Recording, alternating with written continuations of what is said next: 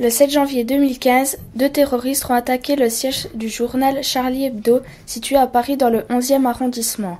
Cette attaque a fait 12 morts et 11 blessés. La plupart des victimes étaient des dessinateurs et des journalistes connus. Les terroristes ont tué les membres de Charlie Hebdo car ceux-ci avaient fait des caricatures que les 2 tueurs trouvaient insultantes. Le 8 janvier 2015, une jeune policière a été abattue à Montrouge dans les Hauts-de-Seine, car elle représentait l'État français.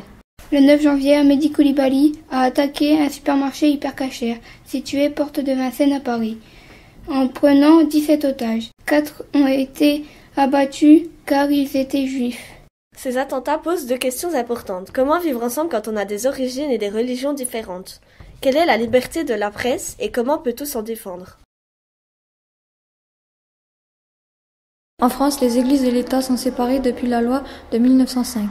L'État est neutre et chaque citoyen a le droit de choisir sa religion, d'en changer ou de ne pas avoir de religion.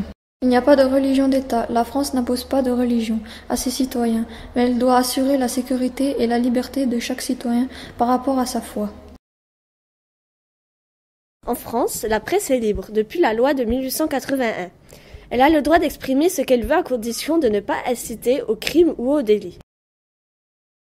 En France, le délit de blasphème n'existe pas. Le blasphème, c'est quand on fait des choses interdites par une religion. La presse a donc le droit de le faire. Si on est contre ce qu'a dit un journal, on peut porter plainte ou demander un droit de réponse que le journal devra publier.